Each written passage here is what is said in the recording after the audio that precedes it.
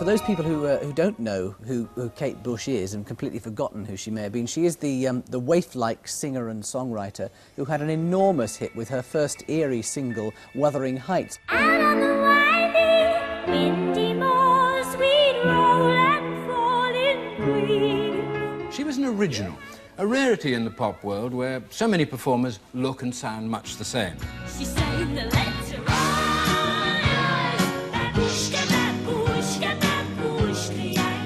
Is it a bird? Is it a plane? Is it a tree? No, no, no, it's a bush. Yeah, ladies and gentlemen, Kate Bush. Kate Bush. Kate Bush.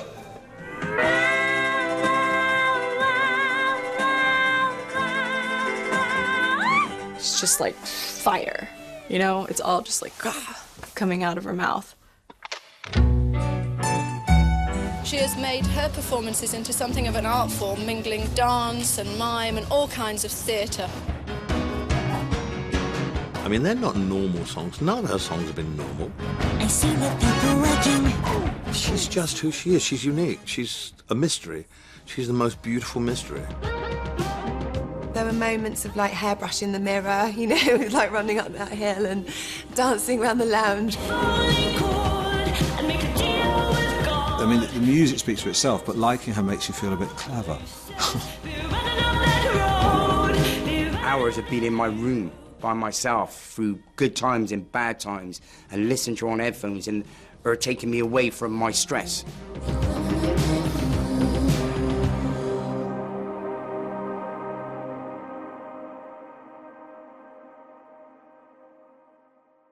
Let me tell you a story. When I had my civil partnership 9 years ago in 2005, and Kate, we invited Kate. We didn't think she'd come, but she came with her husband, Danny. And there were a lot of very famous people in that room. There was like 600 people. And all anybody wanted to meet was Kate Bush. I mean, musicians, anybody. They couldn't believe Kate Bush was there. She's kind of an enigma. I don't think she's ever particularly wanted to play the game, has she? But I think when you've done great work like she's done, and then you retract from the public, people almost have to make up their own version of you, don't they? You can hear one note of a Kate Bush song, or one note of her voice even, and know immediately what it is. And that is the biggest feat of any artist, especially when you consider, you know, all the roads that she's gone down.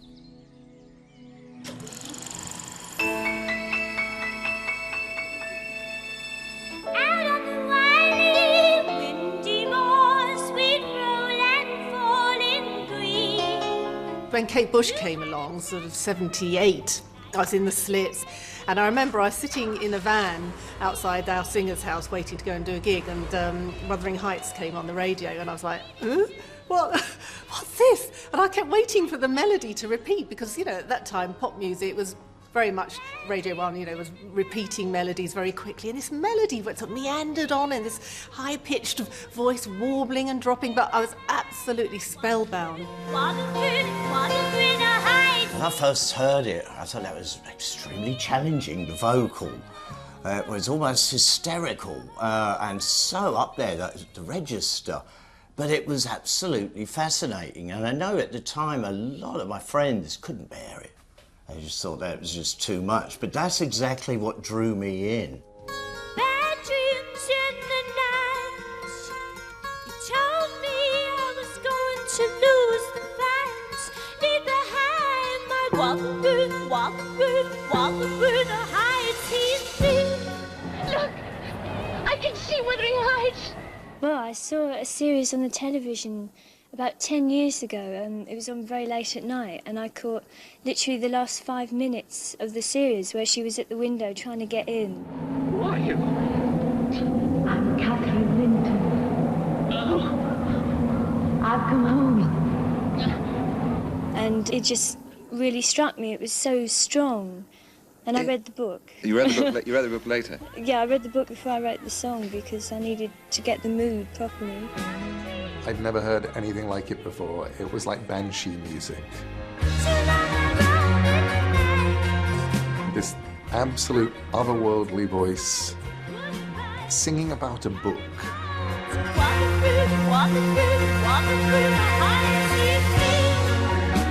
And as a bookish kid, I was always fascinated by anything, any music that seemed to be about or inspired by books. For that to have come out of someone's brain, period, is a remarkable feat. For that to have come out of someone's brain at 17 years old. This incredible song.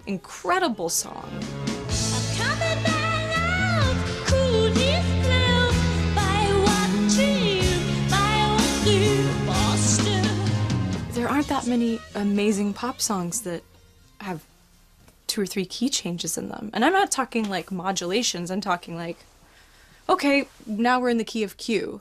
You know, it's like, what? But it's so brilliant, it's so memorable. I always karaoke that song if I drink enough.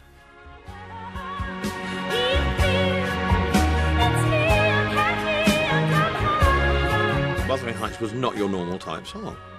But that's why it was so brilliant. It was great to hear something out of the norm. You know, when things like that come along, they don't come along very often. I mean, when does the next Kate Bush come along after Kate Bush? There hasn't been one.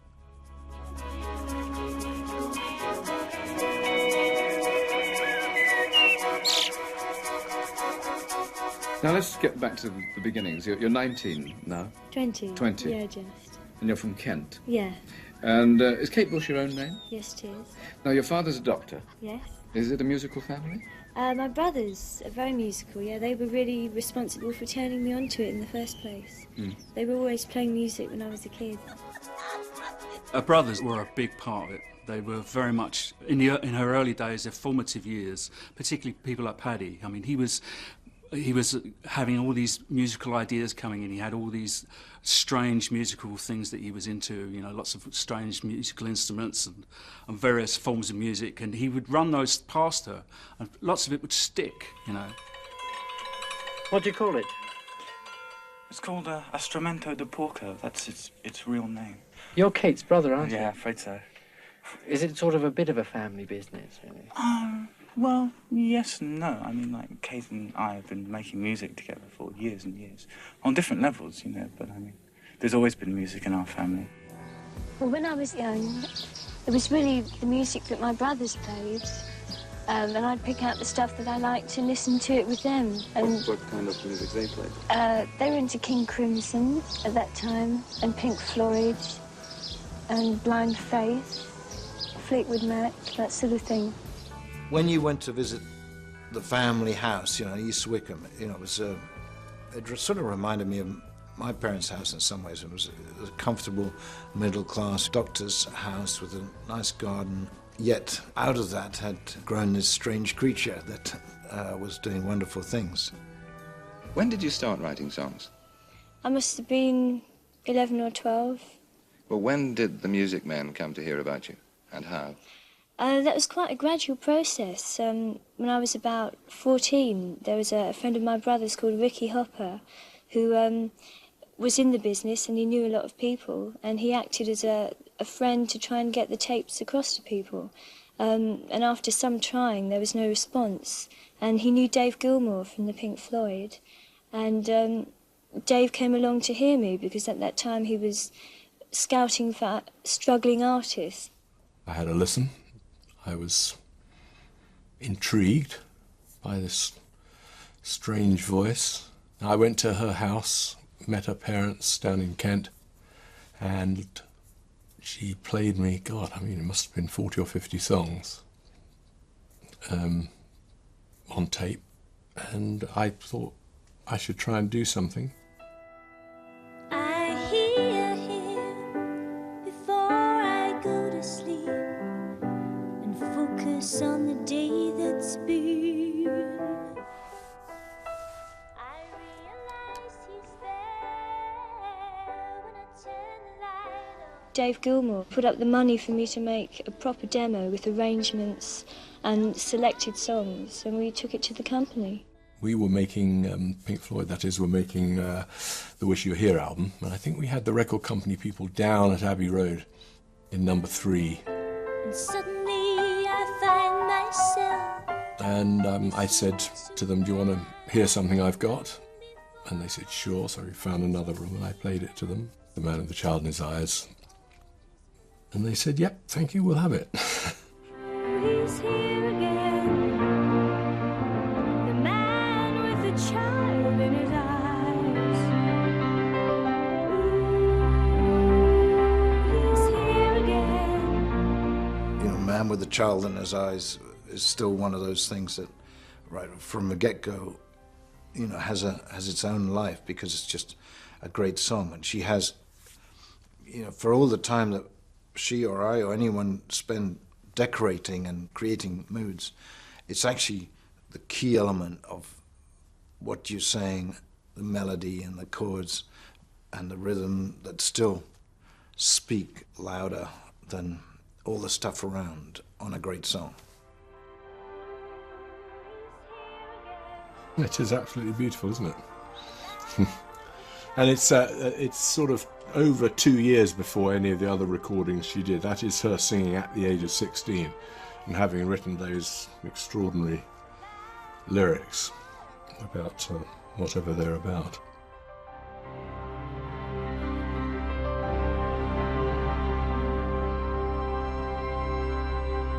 The thing is with me, I only like extreme talent. That's the only thing I can listen to. And I like originators. Where does Kate Bush come from? You can't hear her influences. You know, it's like Billie Holiday. When I first heard Billie Holiday, I never heard anything like that in my life. The same with Kate Bush. I can't figure out musically, artistically, who her mother and father is.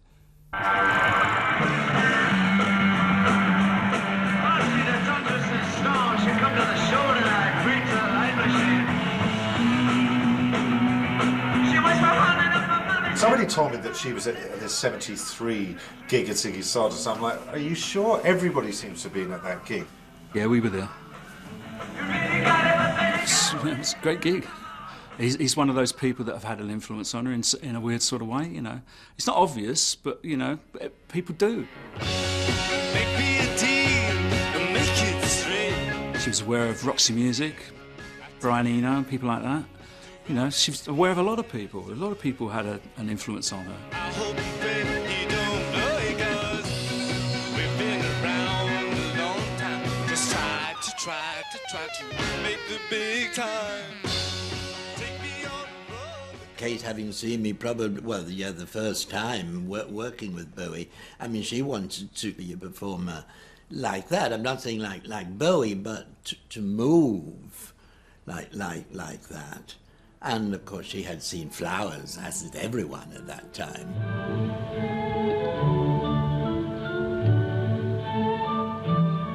I went to see a show, and it was Lindsay Kemp. And really, I'd never seen anything like it before.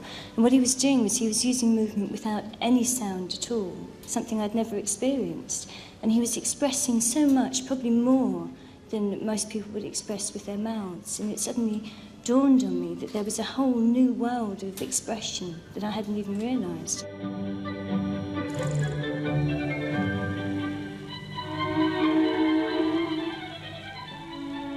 I was teaching at the dance centre in Covent Garden. Kate turned up, dressed very properly in her ballet tights and things, and her hair scraped back, looking very, very professional indeed, very, very serious student, but as timid as hell. And of course she took a place at the back of the class. You know, I had to coax her forward. I mean, she was extremely shy, extremely timid. And of course the first thing I had to do was, you know, bring her out of herself, give her courage. I have to say that that once Kate actually started dancing, she was a wild thing. I mean, she was wild.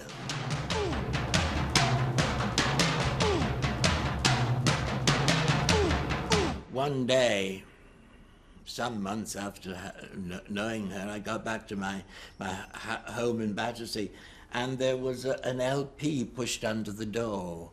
The Kick Inside, and there, dedicated to me, was this beautiful song, Moving. How I move, how you move me, with your beauty's potency. I didn't know she had any aspirations to being a singer. She never talked about herself.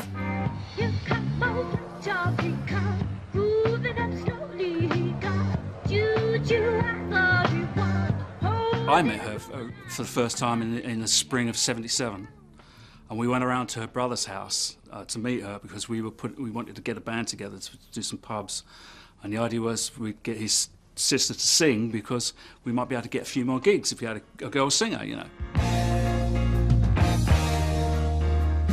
And so we got that band together. We had a few rehearsals. We did lots of covers, but we did things like James and the Cold Gun, Heavy People, and all that kind of stuff. We did embryonic versions of those.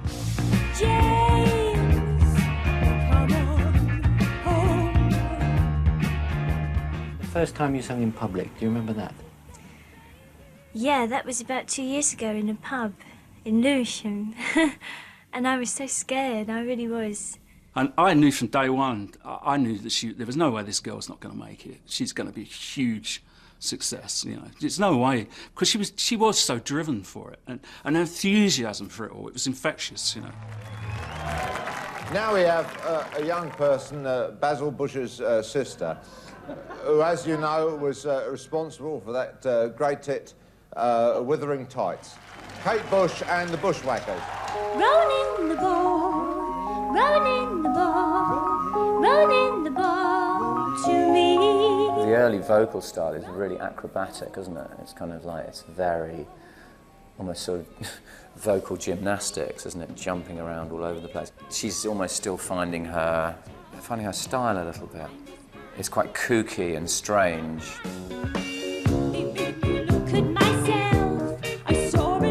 When I first started singing, I had an incredibly plain voice. I mean, I could sing in tune, but that was about it. I mean, I really wasn't that good. And really all I did was sing every day because I was writing songs. I would sing them. I was concentrating much more on my writing, and therefore my voice came through that. You can sort of understand the experimentation of her music through thinking about what she does with her voice.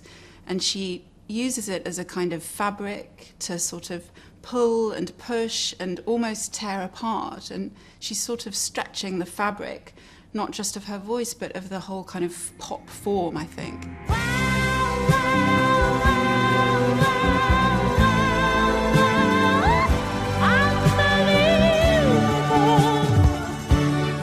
There are lots of layers to that song, but what she's doing with her voice is just going, wow, wow, wow. It's very hypnotic. It's a bit like a siren, and then, you know, it whoops up to a very high register. It's like a child. It's like a kind of just reveling in what her voice can do. We're all alone on the stage tonight. It's sort of about her own melodrama, isn't it? About the actor, about the sort of the sadness of vanity.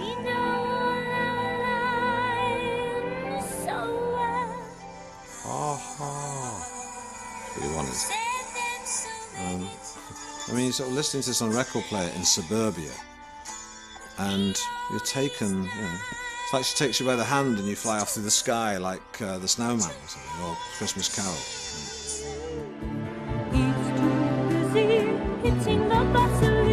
He's too busy hitting the Vaseline. I don't know whether that's a gay reference or not. It's a bit rude. You'd give me a part, my love, but you'd have to play the fool. Whoa, whoa, whoa, whoa, whoa, whoa, unbelievable.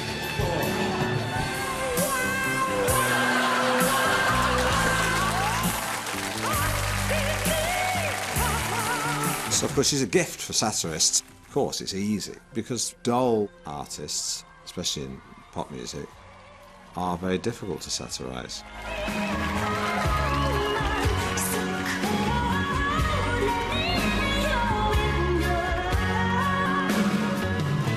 It was all there on a plate, really, wasn't it? I'm running up that road. I'm running up that hill. No problem. Rolling the ball. It's about misinterpreting what she meant, you know. it's me or Kathy. Kathy, I've come home now. So I called, let me into your window. And I think he goes, let me into your window. Whoa. As if it's sort of cheeky and sexy and not about, the angst of love. Let me into your window. Oh, Heathcliff. It was fun to do. People laughed. And Kate Bush came to the last night of my show to see it when we performed in the West End. She said, it's so nice to hear all those songs again. That's what she said. We're all alone on the stage tonight. In early January this year, Kate Bush had never performed before an important live audience. In a sense, she was a media singer. When she took the decision to go on tour, no one doubted how important it could prove to her career.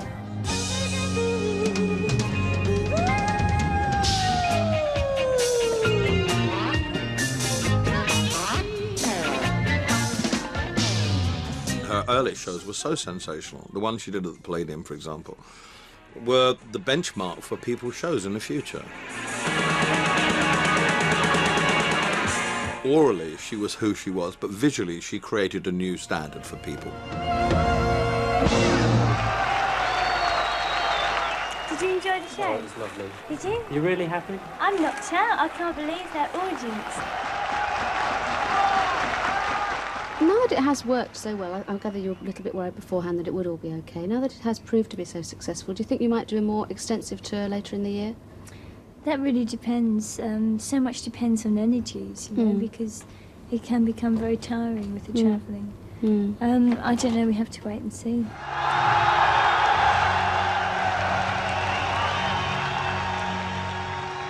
I hope she doesn't mind me saying this, but I went about 14 years ago. I had a long phone call with her because I wanted her to do something, and she wouldn't do something live with me or do some song with me. And she rang me to tell me why, and it turned into a long conversation about performing on stage and how terrifying it can be, and how she hadn't done it for a long time, and she felt a little bit, just a bit scared by the prospects of going out there again.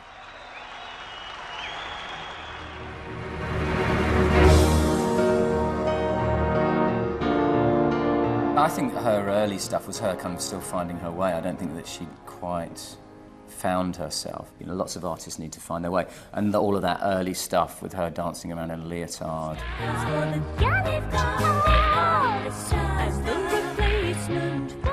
don't know, it was all a little bit am-dram, wasn't it? Some people would have thought, it looks like she's come straight out of drama school and she's learned how to kind of wave scarves around and that sort of thing. But to me, it wasn't really about that. It was kind of about the whole package, and the sound coming out of her was just so incredible. That kind of blew every other, problem, if you like, away. People didn't really care if she looked a bit naff. She just sounded amazing. Outside gets inside. Ooh. Through her skin. Breathing is a fetal song. It's a song of a reincarnated fetus coming round again, terrified of a nuclear war, terrified of the radioactivity outside, terrified of the idea that we won't be able to breathe. Nobody writes songs like that. It's utterly political, and it's utterly female.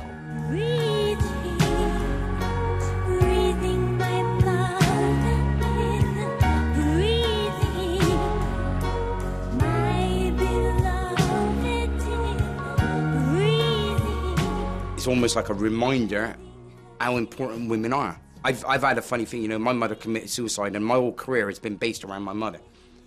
All around my mother, because I didn't know her. And just like keep breathing my mother in. That lyric there could be my whole career. And this is what I mean. I'm a kid from a council flat. I'm a mixed race guy who grew up in a white ghetto. Totally different life to Kate Bush. But that lyric, keep breathing my mother in, my whole career is based on it.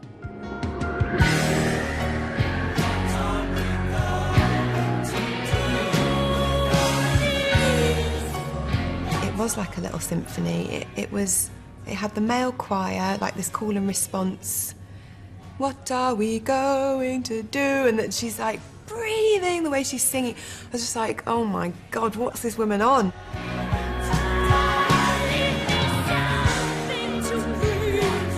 This is a whole universe I can dive into, and for me it was very avant-garde and expressive and kind of from a complete different planet to everything else that you see from the 80s, like you say, Duran Duran, you know, on a boat in Rio. It's like she was definitely out there on her own.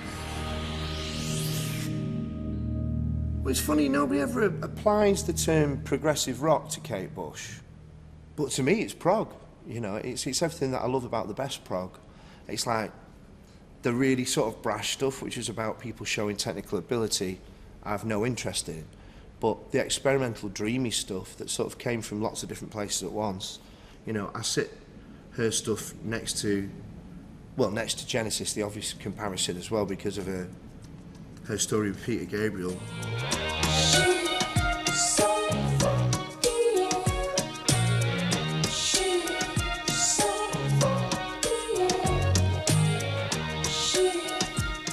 One, two, three, four. Gabriel used a computerized instrument called a Fairlight. Any sound can be fed into it, stored, and played back on its keyboard. What was so exciting was that you could take any sound in and then manipulate it. See, if I pick up this mic, for an example, and press S for sample, we can put in the sound, I hope. Over here we have the waveform, and it should be up on the keyboard.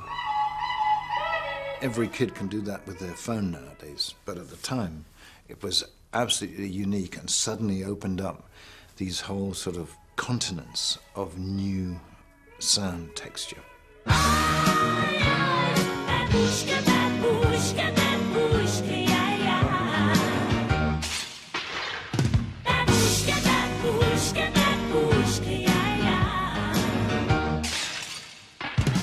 Well, she did give me a credit on one record for opening her windows. I had actually cleaned the windows, but I'm very happy to get any acknowledgement. She wanted to test her husband. She knew exactly what to do. A pseudonym to fool him. She couldn't have made a worse move.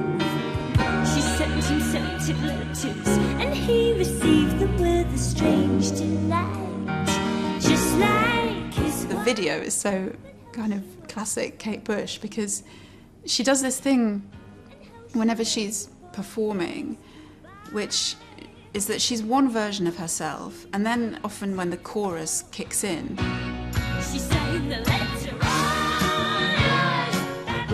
she becomes this other version, which is a kind of crazier version, and her eyes get very wide, and you know the camera zooms in, and she's sort of performing this kind of crazy, unhinged woman, and that's clearly inside her that she brings out in these songs.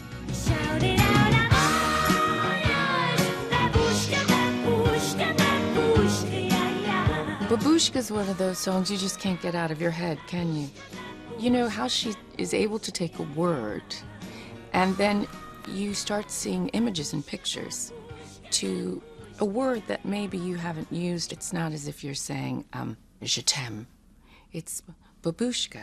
And how she's turned that into, though, an emotion. That's just how she's able to use a combination of a word and a combination of a melody and the rhythm of that, and it creates a new language. She wanted to take it further, so she arranged a place to go. The first song I heard was Babushka, and like, you know, with the bass and this amazing relationship she had with that bass. No one had done anything like that before, and like the dance moves that she was doing were not things that you would learn in a dance academy, and like the music was not something you'd learn in a kind of rock school or a conservatoire of music academy. What I love about her music is that it's so innate. The talent she has is so innate but perfect fully formed music.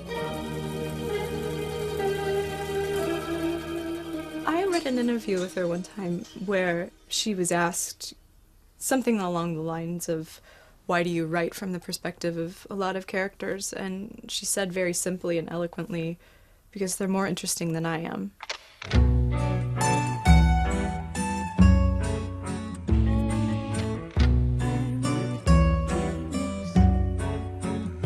She seems to have an endless kind of ability to put herself in and empathise with different characters and viewpoints.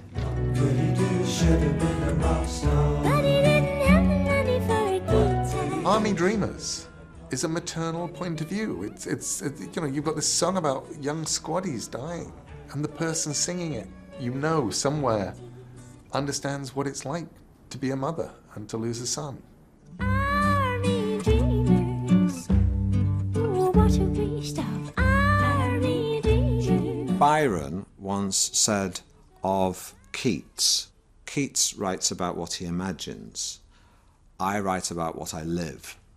And most rock and roll people write about their lives in some way, and Kate Bush is more like Keats in that she writes about what she imagines.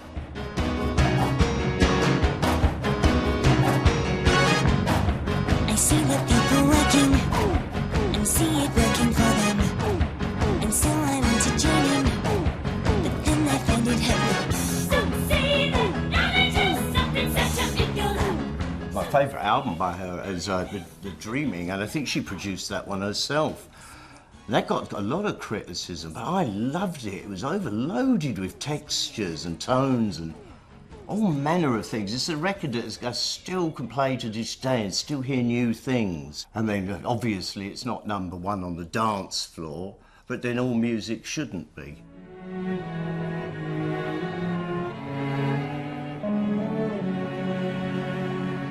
Well, seemingly it's you holding onto some bloke's ears with something in your mouth. It looks like a...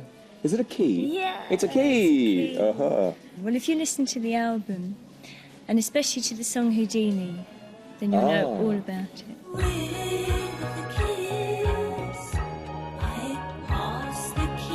Well, it's with the kiss I'd pass the key. Do you know who the man is that she's kissing? It's me, yeah. You can only see my right ear. But then again, who wants to see me? Kate has spent the last 14 months holed up in various studios recording her new LP, The Dreaming, and the resultant noises include helicopter rotor blades, didgeridoos and a chorus of fake sheep.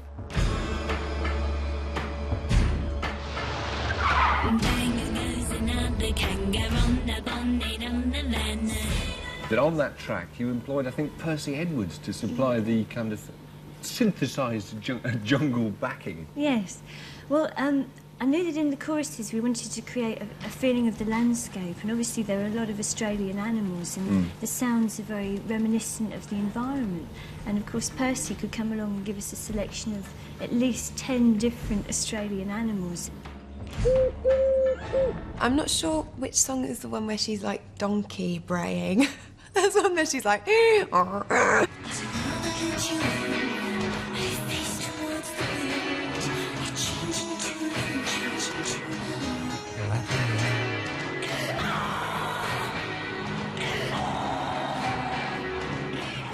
When I first heard it, I almost had to bend my ears round to be able to understand the sounds that were coming at me. And I found it really, again, I was like 11 or 12, so I found some of it really scary. I must admit, just when I think I'm clear. The direction I'm going in with my art is the way I want to go, because for me it's a little bit deeper, it's got more meaning, it's not so poppy, I suppose. But of course, maybe that won't be so widely accepted, especially in the singles chart. We got the job sized, the shop shop for business. The lookout has parked the car that kept the engine running. 3 beeps means trouble's coming. She came out with this record that people were just like, what, you know, they couldn't grasp it. And But the greatest thing that happened was after that, The Hounds of Love, I think, which is one of her most complete works, was created, and I think only through pushing through those boundaries and exploring the deepest recesses of production could she then come through and create something like The Hounds of Love. You went away on your own terms to make this LP, didn't you? Yes, I wanted to make sure that we got our own studio together. That was the next move, really. I spent a lot of time on the last album, moving from studio to studio, and now we've got our own place and everything is brilliant. It makes such a difference. When we set up the mastering studio for Hounds of Love, I think that really did to get rid of the last of the chains that she had, that she felt she had. And it did set her free in a lot of ways. Now, though, a timely burst from a lady who hasn't graced the turntables with a new record for 2 years. It's nice to have her back. I just remember pulling aside. I was driving, and I heard it on the radio in the States. And she didn't get played a lot on the radio in the States until that song. That really got played a lot. It doesn't hurt me, yeah, yeah. Do you wanna feel how it feels? Yeah, yeah. Do you wanna know that it doesn't hurt me? Yeah. I remember I had to pull over and listen to it, because I never heard anything like it. If only could, I'd make a deal with God, and I'd get him to swap our places, be running up that road. I think the choreography, the fact that there was suddenly a Kate Bush who was completely owning, you know, the aspect of dance, even not singing, even not, you know, she wasn't even lip syncing, she was just dancing. On top of that, it was a way of dancing that was at the time not at all popular. It wasn't the type of dancing that you would have from, I don't know, artists like Michael Jackson or Janet Jackson or Madonna. You had somebody who was bringing in a style of dancing that was like a marginal way of moving, a modern dance. This is like one of my all-time favorite songs too. Music is supposed to evoke emotion, you know what I'm saying? It makes you feel a certain way, you know? Just that's what the vibrations are. It's not stagnant, it's not just plain or whatever. Every time you listen to it, it just touches you, strikes a chord.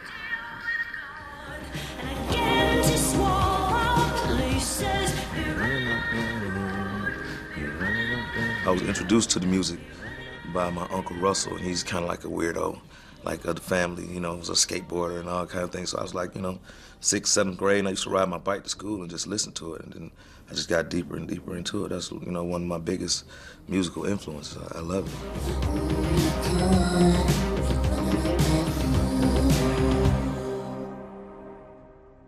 If you look at her work from The Kick Inside and how it evolves through things like Never Forever and stuff like that into, you know, the zenith, which is Hounds of Love for me, you know.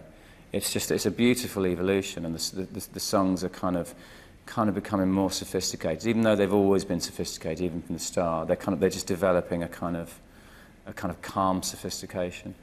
And I think she just always kept people guessing. Now here with the title track of her best-selling LP in the studio at number 18, Kate Bush with The Hounds of Love. In the trees, it's coming. When I was a child, running in the night, afraid of what I might be, hiding in the dark, hiding in the... She starts the song with a quote from Night of the Demon, and it's a little bit scary. The hounds of love are haunting. I've always been a coward. It's like this repressed sexuality, so sensual and sexual, and it's so honest as well. I'm a coward and I'm frightened. You know, to state I'm a coward in a song is quite a brave thing to do, actually. Here I go. It's coming for me through the trees. It is like she's on a leash. It's like the whole song's on a leash and you're tugging it back, but you know it's just gonna escape and burst and run free. Take my shoes off and throw them away, and I'll be... I'm convinced that as great as that record sounds, if you had anyone else sing it, you know, anyone else try to kind of weave and make it kind of do that thing where it burns like wildfire and it comes alive, no one else could do it. It's incredible the way she brings this kind of cold Arctic atmosphere. It's just like fire, you know? It's all just like coming out of her mouth.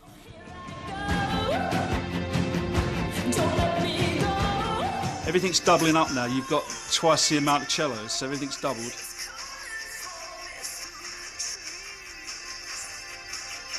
Fairlight synthesizer, and there's the wash, which is what she wrote the song with. What we've done is I'd set up a pattern in the Fairlight page R, put that to tape, so she had that pattern to play along with, and then she used the Orchestra 5 sound as a wash to actually write the song with, which is what you hear all the way through. It's that kind of washy synthesizer sound that's underneath it all, and then all the cellos just dance over the top of it. Virtually no backing vocals at all. I think that's the strength of the song, is the fact that it's very little to get in the way of that lead vocal. And now I'm playing the song in my head. She's like, do you know what I really need? Do you know what I really need? Need la la la la la, yeah, yo, love.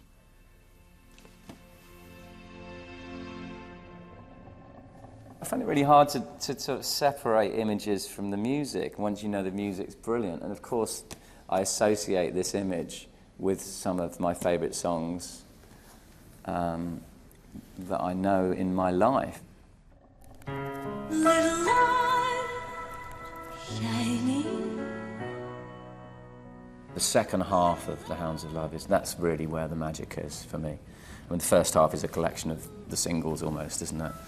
But the second half is an incredible sort of series of songs, and Dream of Sheep, which is so beautiful.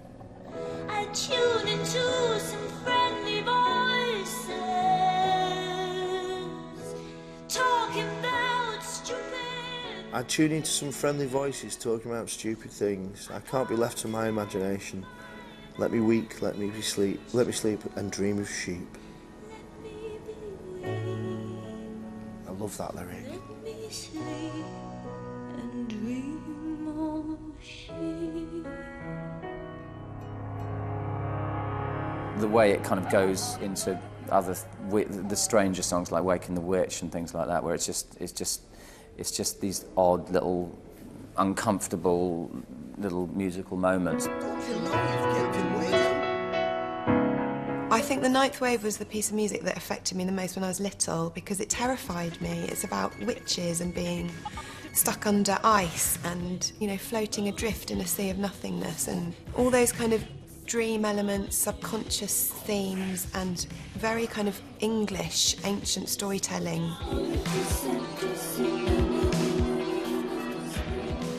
It seems like on that piece of music she captured that moment between waking and sleeping. I've spent many, many, many hours listening to that 30 minutes of music. It's an incredible piece of music, and I advise anyone that has never heard it to go and listen to it, because it's one of the great pieces of music. Creativity comes from the freedom to fail, and the freedom to fail comes from, you know, experimentation, and that's what gives something its individuality. And, you know, I think her courage and which is the positive way of interpreting it, or bloody-mindedness, which is the negative, is part of what gives her real value as an artist. In this proud land we grew up strong. We were wanted all along. I was taught to fight, taught to win. I never thought... It's extraordinary what that song has been used for. I think a lot of people that have got into trouble have attached themselves to that song, and I think a lot of it is that Kate's, you know, wonderful voice is there in a sort of reassuring and loving way, and just makes them think that perhaps there's going to be that type of love out there for them.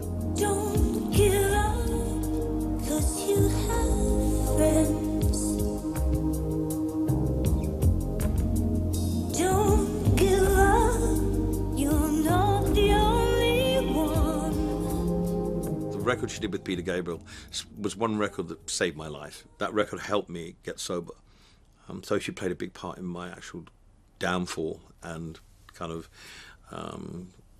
rebirth, as it were. That record helped me so much. I never told her that, but it did. Don't give up, 'cause I believe there's a place where we belong. One of the things that I love about Kate Bush is her absolute ability to take things, to pluck things that you would never expect to see on a rock album and put them there and make them work.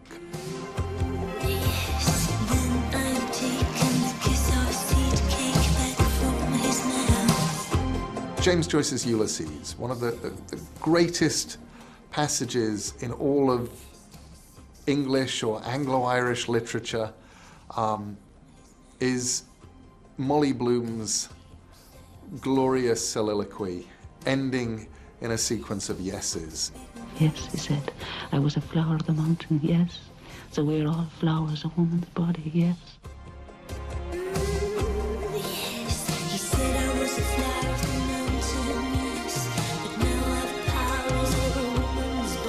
It's about embracing the world of the senses, embracing yourself, embracing sex, embracing love, embracing the future, embracing all possibility.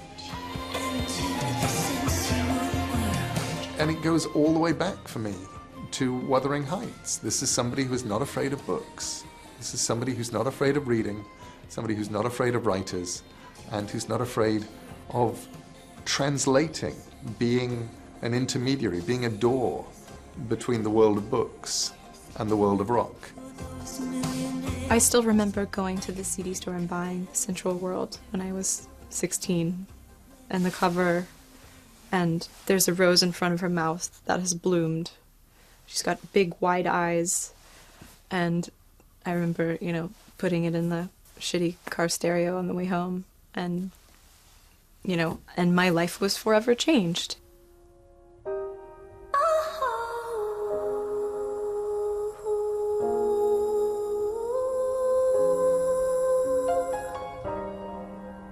I really thank Kate, because these touchstones like This Woman's Work, that kind of song is, it's celebrating everything that's so wonderful about being a woman and being nurturing and intuitive and emotional and gentle and sensual and just like really intimate.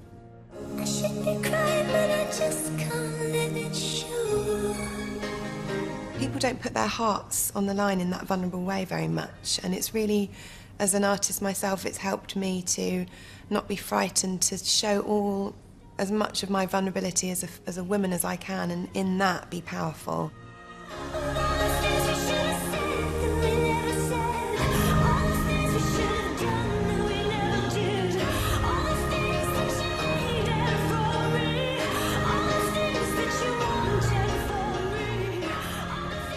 It's as if within her voice there's everything, every possible facet of human experience is there under her surface, and her work as a writer is to constantly draw that out, and not just the particularity of her experience as a female body, but her experience as a person, which is to be prey to all kinds of forces and sensations.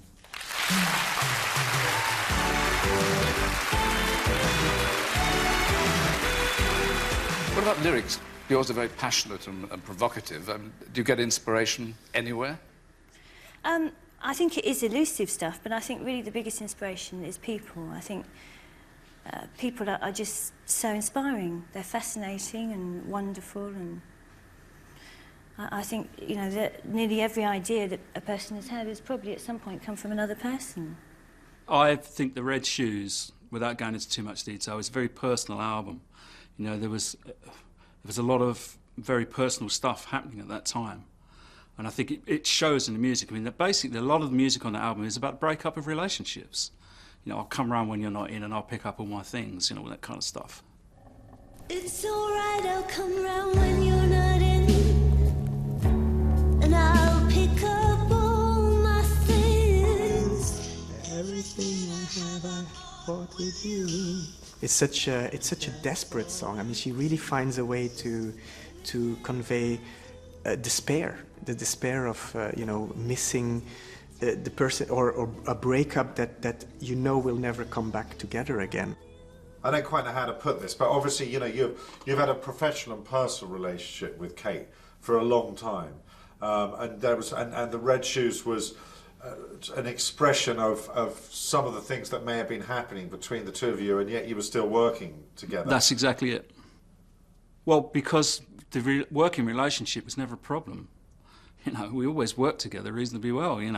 We always argue. We always have and always will. I guess I've always argued with Kate. She's always argued with me. But I guess that's the way it is.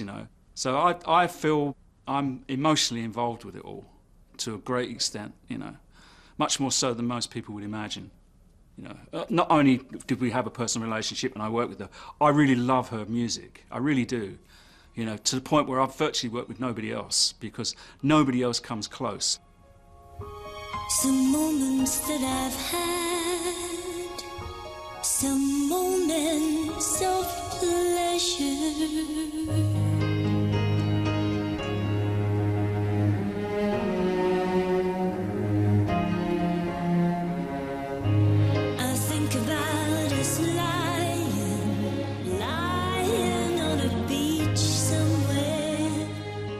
I was just really sad that suddenly someone who was making work that was accessible to me suddenly became inaccessible because of circumstances, personal choices or whatever. But I always blamed the critics. And I can hear my mother saying, every old sock meets an old shoe. And that a great saying,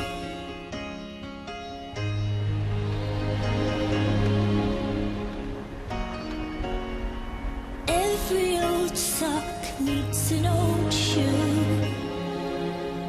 The fact that she took time off to raise her child and disappear and give Bertie a wonderful life, the humanity in her is so great, and she wasn't interested in anything except, raising her child and being happy. And I don't think what Kate Bush did was like a weird thing at all, to kind of withdraw to bring up a child, if that's indeed why she did withdraw. Maybe she just withdrew because she was sick of the whole bloody lot of them wanting to know about her life. And I could really understand that. For me to get into that creative process, I have to have a sort of quiet place that I work from. And if I was living the life of somebody in the industry as a pop star or whatever, it's too distracting. It's too to do with other people's perceptions of who you are. And what's important to me is to be a human being who has a soul and who hopefully has a sense of who they are, not who everybody else thinks you are.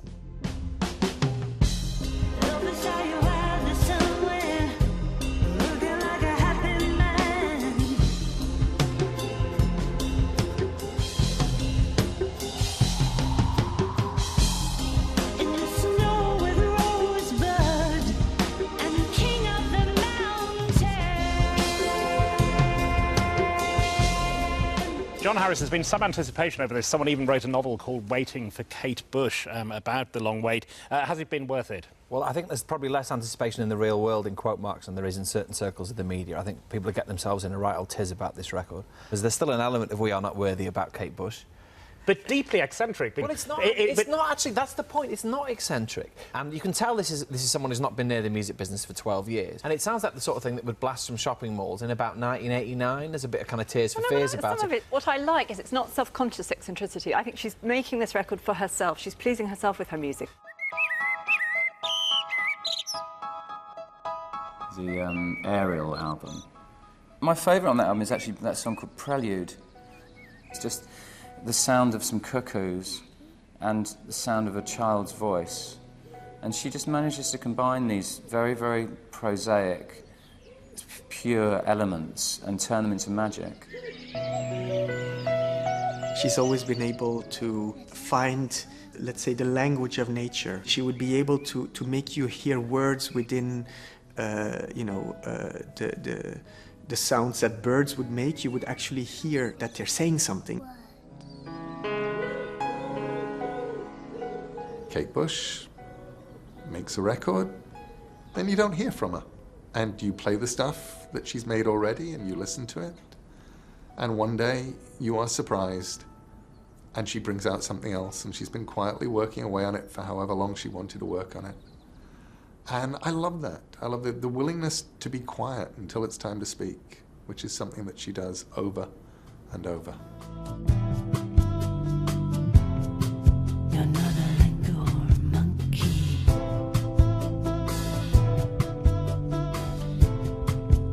Nor a big brown bear.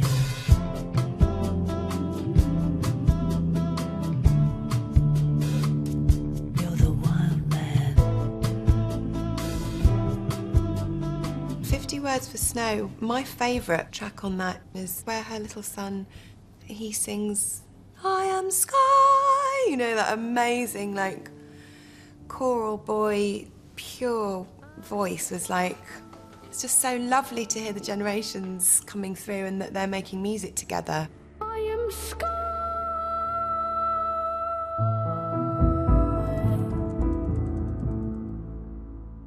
I was called by my agent, who said, would you like to record a track with Kate Bush?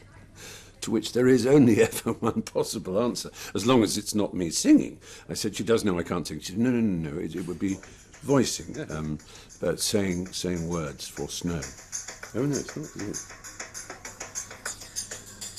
not. I just still can't quite believe it says Kate Bush stroke Stephen Fry.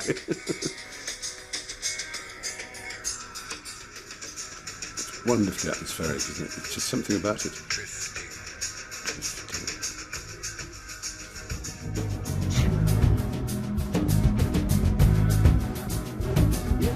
Twisting.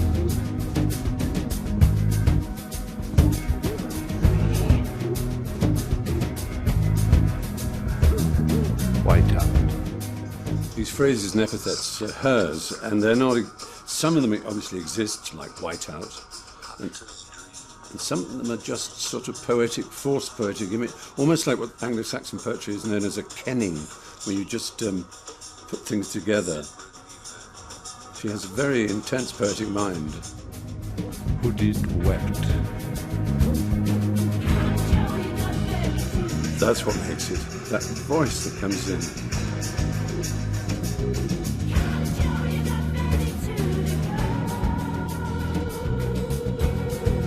The intention is to tell a story, to create a sonic world for us, a sonic painting for us to walk into, without having to see her. She's transcending that. She's choosing to transcend that, and that's a very powerful thing to do.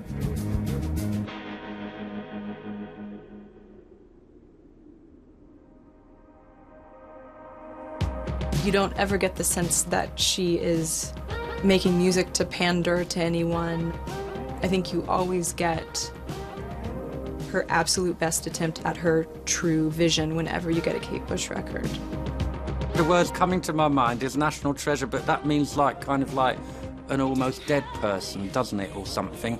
She's become a legend, not just because she's been absent, but because she's important to musicians as much as she's important to the British public. She's one of those people that has got the muse over their head. She's got this special way to tap in to the energy and reality of music. She takes you somewhere else. You know, there are other artists, they're of a genre, aren't they? And you can sort of jump between them. I don't think you can do that with her. I think you have to fully submerge yourself in, I was going to say the bush, but I better not. Run